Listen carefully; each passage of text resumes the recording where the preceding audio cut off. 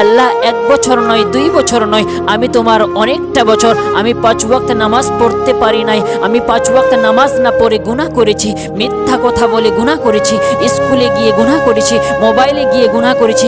মওলা গো, ওগো মওলা, গুনার আমি ভরপুর, গুনায় আমি ভরপুর।